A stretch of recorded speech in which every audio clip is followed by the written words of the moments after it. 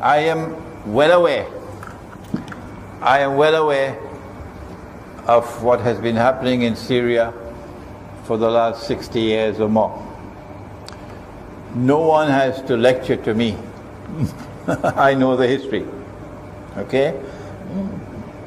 But I am not going to be party, ever, of any group who seek to liberate themselves from oppression and take weapons and arms from Saudi Arabia and from Qatar and from Turkey. A large number of those who are now fighting Assad in Syria are paid by the Saudis and the Qataris and are trained and have been given arms to go and invade another country. May Allah grant the day will come when Saudi Arabia will be invaded in the same way.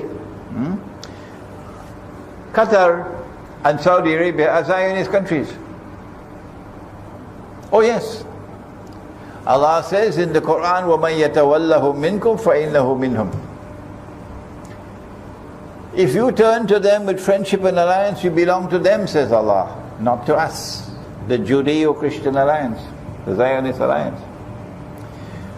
If there are in Syria those who are not connected whatsoever with the Saudis and with Qatar and with Turkey and with the Zionists, okay? Where are you getting your weapons? Oh, we're taking it from the Syrian army. Very convenient answer. Very convenient answer. Even if you have your own weapons, you do not launch your struggle at this time to liberate yourself. This is the wrong time. Because you're going to be used as guinea pigs. Whatever success you achieve will be beneficial to them. So you're acting very foolishly to use this moment, the second Arab Spring, to get rid of Assad. Choose a different time, not a time when Saudi Arabia and Qatar and the Zionists are sending men into Turkey armed with weapons and financed by them and trained by them. Choose another time, not this time. Okay? So I know about oppression. It's not just in Syria, of course. There's more oppression in Saudi Arabia. How many of them going to Saudi Arabia to liberate Saudi Arabia? How many? They'll never do that. They will never do that. Never, never, never, never do that. What kind of jihad is that? They don't even think about that. Hijaz is the heart of Islam. The Hajj is today under Zionist control. That's worse than Assad anyway. How many of them are prepared to go to Saudi Arabia to wage jihad? None. How many will go to Qatar to liberate Qatar? None. How many will go to Turkey to liberate Turkey from NATO control? None. But you want to get rid of Assad. I am not a supporter of the Syrian government. No. But I'm not going to be taken for a ride by those who want to use this moment to overturn this government. Because I know when Assad falls, then Syria will become another Libya. If that is what you want, that is what you'll get. We don't want that. We don't want that.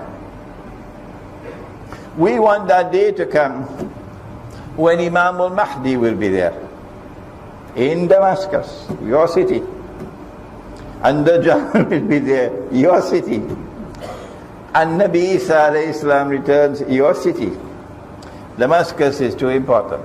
From the time Assad falls, what you call the greatest enemy of the Muslims, Russia, is Rome. You should first of all prove that I am wrong. When I say Rome in the Quran is Russia today, prove me wrong. Prove to me that Rome today is the Roman Catholic Church in Vatican, and Rome today is the Anglo-American Alliance. It's only either Eastern Christianity or Western Christianity. Which one? Which one is Rome? The Quran speaks about Rome and speaks positively about Rome. And Nabi Muhammad alayhi salatu wasalam said we'll make an alliance with Rome. And guess who's made alliance already? Iran. Iran has already made an alliance with Rome. So those who want to consider Russia as their greatest enemy of the Sunni Muslims, go ahead. We are not a part of that. We've done enough to tell you that Russia is now changing and returning to Christianity. How else can we explain the State University of Moscow reaching out to me to invite me to come to Moscow when I'm preaching Islam, if there's so much hatred for Islam? Any other questions?